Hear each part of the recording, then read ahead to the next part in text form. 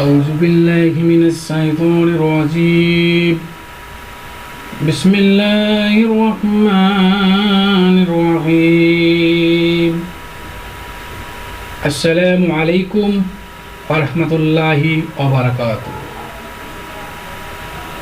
সম্মানিত বন্ধুগণ, আশা করি আপনারা সবাই আল্লাহর রহমতে ভালো আছেন। আমিও আপনাদের দোয়ায় আল্লাহর অশেষ রহমত ও করুণায় ভালো আছি। আমরা শুনতে চলেছি সেই মহামানব, মহাপুরুষ, এতিম নবী, মায়ার নবী, দয়ার নবী, আকায়ে নামদার, তাজদার মাদিনা, রাহমাতুল্লিল আলামিন, সাফিউল মুজনবিন, আহমদ মুস্তফা, মুহাম্মদ মুস্তফা সাল্লাল্লাহু আলাইহি ওয়াসাল্লামের জীবন চরিত তথা আর রাহিকুল মাকতুব বা মোহরাঙ্কিত জান্নাতি সুধা রচনায় সাইকুল হাদিস আল্লামা শফিউর রহমান মুবারকপুর রহমতুল্লাহ আলাই। বর্তমান সময়ে আমরা কর্মব্যস্ততার কারণে আমরা হয়তো অনেকে বই পড়ার সুযোগ করে উঠতে পারি না বা সময় হয়ে ওঠে না। তাই আমি ভাবলাম, যদি আমি এই সম্পূর্ণ সিরাত গ্রন্থটি অডিও আকারে প্রকাশ করতে পারি, তাহলে আমরা অনেকেই অনায়াসে নবী করিম সাল্লাল্লাহু আলাইহি ওয়াসাল্লামের জীবন বৃত্তান্ত এবং সমসাময়িক ধর্মীয়, রাজনৈতিক, অর্থনৈতিক অবস্থা সম্পর্কে জানতে পারবো ইনশাআল্লাহ। আল্লাহ সুবহানাহু ওয়া তাআলা আমাদেরকে বেশি বেশি শোনার এবং সেই মোতাবেক আমল করার তৌফিক মৌকা দান করুন, আল্লাহুম্মা আমিন। আপনাদের কাছে আমি দোয়া প্রার্থী এবং যেন আল্লাহ রাব্বুল আলামিন আমার এই ছোট্ট প্রচেষ্টাকে কবুল করেন এবং আমাদের সকলের নাজাতের ওসিলা বানিয়ে দেন ইনশাআল্লাহ। আমরা সম্পূর্ণ সিরাত গ্রন্থটি ধারাবাহিকভাবে শুনতে থাকব। চলুন শুরু করা যাক আমাদের সেই অপেক্ষারত সিরাত গ্রন্থটির সম্পর্কে। 1927 সালে রাবেতা আল আলম আল ইসলামী আয়োজিত নবী করিম সাল্লাল্লাহু আলাইহি ওয়াসাল্লামের জীবনীর উপর আন্তর্জাতিক প্রতিযোগিতায় 1182 গ্রন্থের মধ্যে প্রথম স্থান অধিকারী স্মারক গ্রন্থ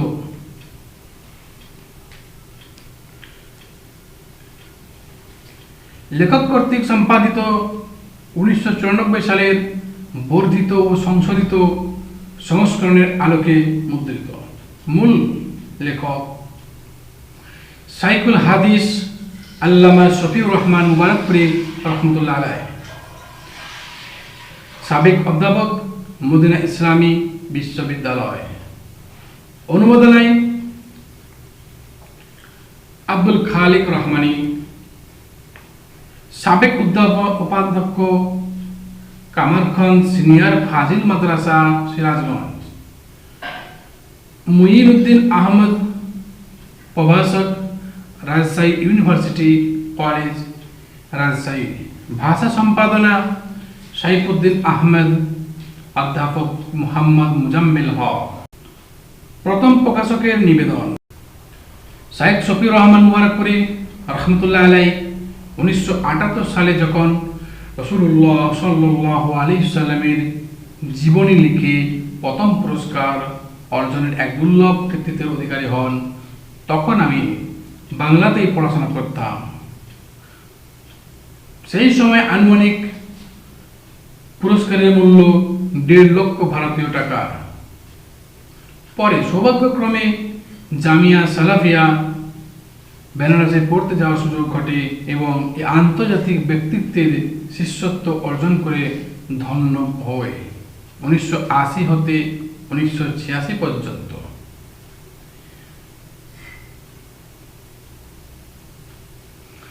তিনি তার মূল আরবি গ্রন্থটি উর্দুতে অনুবাদ করে প্রকাশ করেন 1980 সালে।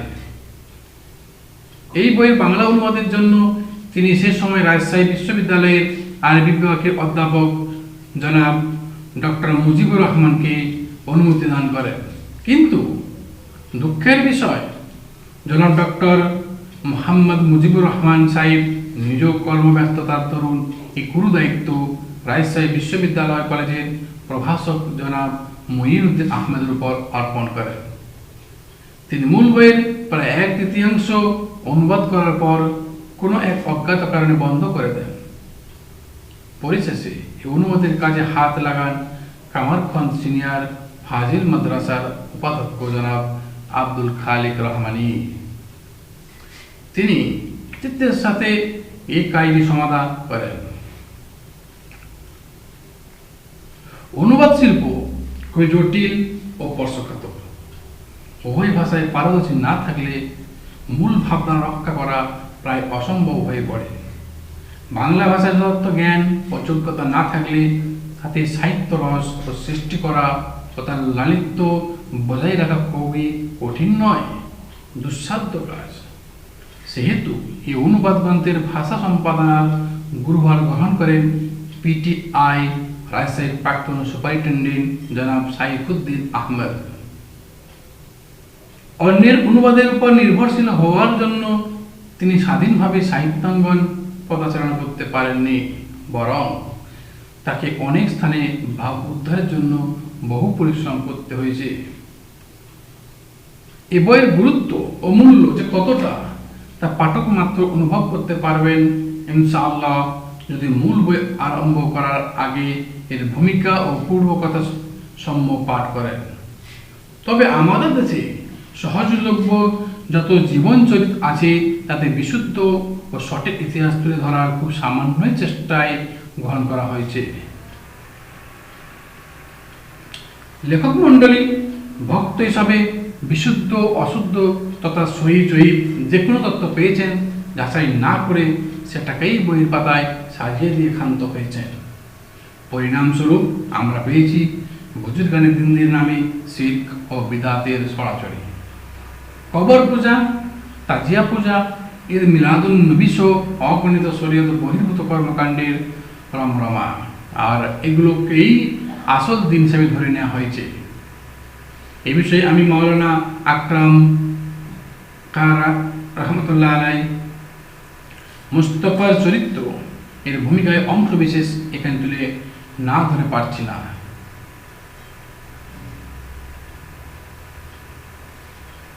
তিনি লিখেছেন ঐতিহাসিক হিসেবে, ভক্ত হিসেবে নয়, জগতের সাধু সজ্জন ও মহাপুরুষের জীবন ও চরিত্র আলোচনার চেষ্টা করিলে প্রায় দেখতে পাওয়া যায় যে কিংবদন্তি সংকলক ঐতিহাসিক এবং অন্ধভক্তগণের দ্বারা তাহাদের প্রকৃত জীবন ও জীবনের আদর্শ স্থানীয় আসল বিষয়গুলো হয়তো একেবারে ঢেকে গেছে, অথবা এমন পর্বত পরিমাণ অন্ধ বিশ্বাসের আবর্জনা রাশির নিচে তা চাপা পড়িয়া গেছে, যাহার উদ্ধার একেবারে অসাধ্য না হইলেও সহজসাধ্যও নয়। মানুষের দেহের মতো তাহার অভ্যন্তরীণ প্রবৃত্তিগুলোও খুব বাবু। এই বাবুগিরির খাতিরে আমাদের জ্ঞান ও বিবেক স্বাধীন আলোচনা ও গবেষণার দ্বারা অসত্যের পঞ্জীকৃত ন্যাক্কারজনক আবর্জনা রাশির নিম্ন হইতে সত্যের উদ্ধার সাধন করার জন্য পরিশ্রম স্বীকার করতে বড় একটা চাহে না। এই সহজ মানসিকতা, কুসংস্কার ও অন্ধবিশ্বাসের গাড়ি পালকিগুলোতে চড়িয়া পরম আনন্দে গা ভাসাইয়া দিয়া শুইয়া পড়ে, ইয়া মানবীয় দুর্বলতার সর্বাপেক্ষা মারাত্মক দিক। মহাপুরুষগণের জ্ঞানের গভীরতা, তাহাদের চরিত্রের মহিমা, তাদের জীবনের ব্রত সাধনা এইসব লইয়া আলোচনা করতে গেলে অনেক হাঙ্গামা উপস্থিত হয়। পক্ষান্তরে মহাপুরুষকে ভক্তি করিতে থাকলে তাহার জীবনকে একেবারে বাদ দিয়া গেলেও চলে না। তাই ভক্তগণ খুব সহজে উভয় কুল রক্ষা করার জন্য কিছু আজগবি অনৈতিহাসিক গল্পগুজব এবং কিছু অলৌকিক ও অস্বাভাবিক উপকথার আবিষ্কার করেন। সেইগুলোর মধ্য দিয়া মহাপুরুষের নামে জয় জয়কার করিয়া মনে করিয়া লন যে তাহাকে যথেষ্ট ভক্তি করা হইল। ক্রমে এইসব কুসংস্কারমূলক উপকথা ও অলৌকিক কেচ্ছা কাহিনী মহাপুরুষগণের জীবনের প্রকৃত শিক্ষণীয় বিষয়গুলিকে দূরে সরিয়ে দিয়া ইতিহাস ও পুরাণ পুস্তক সমূহের পৃষ্ঠায় স্থায়ীভাবে অধিকার জমিয়া বসে। কালক্রমে তা শাস্ত্র হইয়া দাঁড়ায় এবং সেইগুলো সম্বন্ধে সাধারণ সংস্করণের বিপরীত কেউ কোনো কথা বলিতে চেষ্টা করিলে তাকে শাস্ত্রদ্রোহী, ধর্মদ্রোহী ও কাফের বলিয়া নির্ধারণ করা হয়। যুক্তির দিক দিয়া কোনো কথা বলিয়ার উদ্ধার পাইবার আশাও এক্ষেত্রে খুবই কম।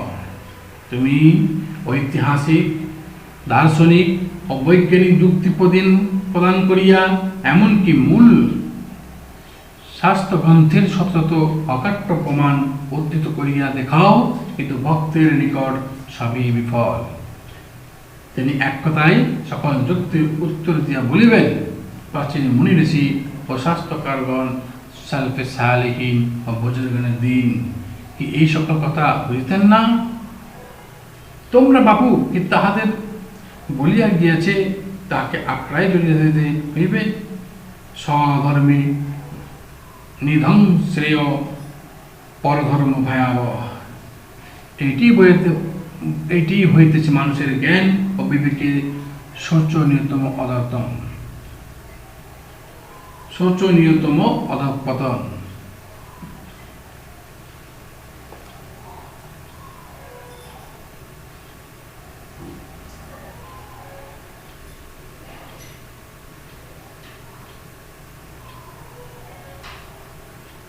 শাইখ শফিউর রহমান মুবারকপুরী হাফিজাল্লাহ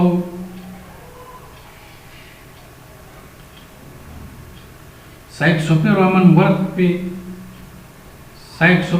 মুবারকপুরী হাফিজাহুল্লাহ এই বইয়ের বাস্তব ইতিহাসকে তুলে ধরেছেন। আশা করি জাতি ধর্ম নির্বিশেষে সকল জ্ঞান পিপাসু পাঠক তথা গবেষকদের জন্য এই প্রামাণ্য বই হিসাবে গণ্য হবে। সাহেব এই বইয়ের নামকরণ করেছেন কোরআন মাজিদের আয়াত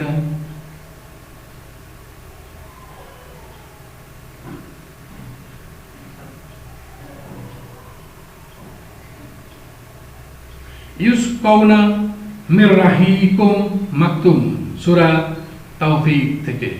জান্নাতের মোহরাঙ্কিত সুধা যা পান করে জান্নাতীরা এক অভাবনীয় আনন্দ তৃপ্তি উপভোগ করবেন।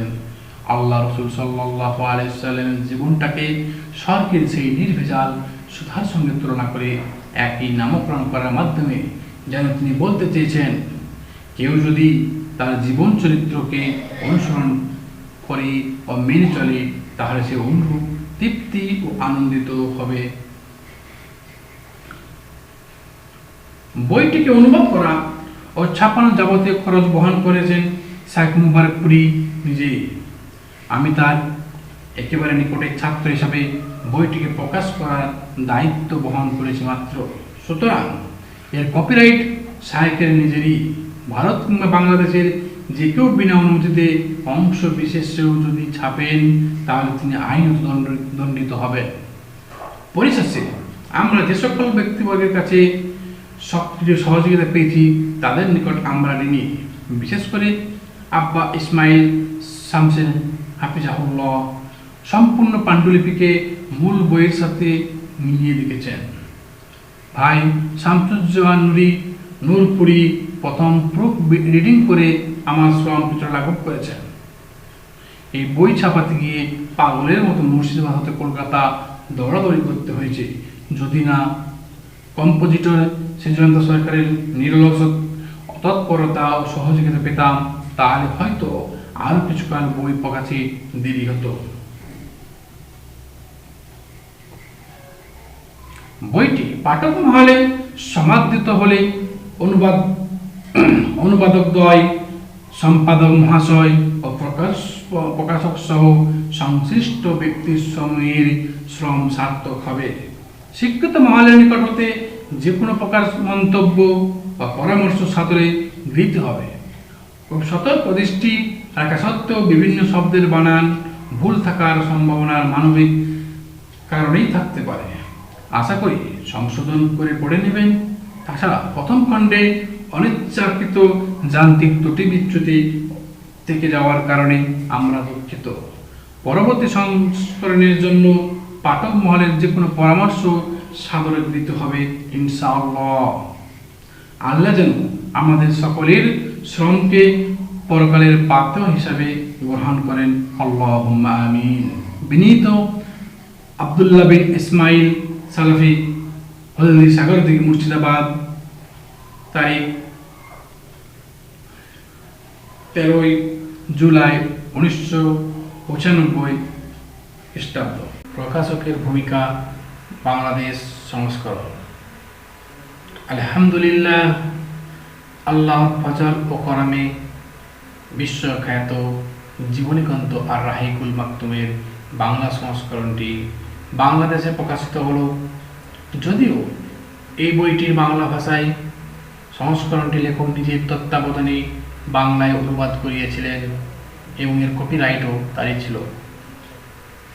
অতীব দুঃখের সঙ্গে বলতে হচ্ছে, কতিপয় পুস্তক ব্যবসায়ী কপিরাইট আইন লঙ্ঘন করে এবং সরাসরি আরবি থেকে অনুবাদ না করে ইংরেজি থেকে অনুবাদ করে লেখকের বিনা অনুমতিতে বাংলাদেশে বইটি প্রকাশ করে। মূল লেখক তার জীবদ্দশায় দুঃখ করে বলেছিলেন, শুনেছি বাংলাদেশে আমার বইটি দেদারসে বিক্রি হচ্ছে, অথচ আমার নিকট একটি সৌজন্য সংখ্যাও পাঠানো হয়নি কিংবা অনুমতি নেওয়া হয়নি।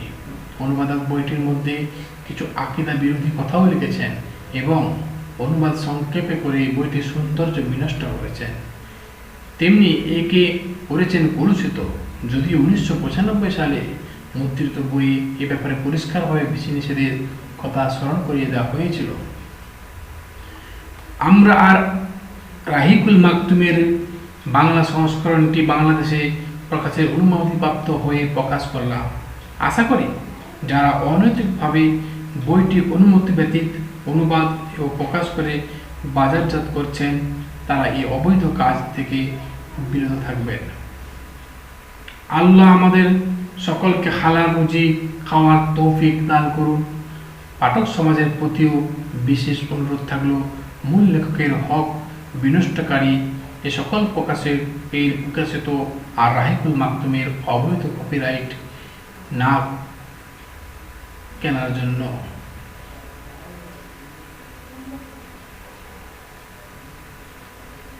আর রাহিকুল মাকতুমের নতুন করে বাংলা অনুবাদ যেমন অনৈতিক ও অবৈধ, তেমনি বাংলাদেশে বাংলা সংস্করণ ছাড়াও যে কোনো ভাষার সংস্করণ প্রকাশ করা অবৈধ বলে বিবেচিত হবে। প্রথম প্রকাশিত বাংলা সংস্করণের সঙ্গে মূল লেখক কর্তৃক 1994 সালের সর্বশেষ আরবি সংস্করণের আলোকে কিছু কিছু স্থানে পরিবর্তন করা হয়েছে, যার কিছুটা অত্র সংস্করণে সংযোজন করা হলো। ইনশাআল্লাহ পরবর্তীতে এর সর্বশেষ সংস্করণ পরিপূর্ণভাবে অনুসরণ করে প্রকাশ করা হবে। সময় স্বল্পতার কারণে মুদ্রণগত ত্রুটি বিচ্যুতির জন্য পাঠকবৃন্দের নিকট ক্ষমাপ্রার্থী। আপনাদের সহযোগিতা ও পরামর্শে পরবর্তী সংস্করণে ইনশাআল্লাহ সংশোধনের পদক্ষেপ নেওয়া হবে। আল্লাহ তুমি আমাদের এই কমিটিকে নাজাতের ওসিলা বানিয়ে দাও, আমিন। বিনীত প্রকাশক।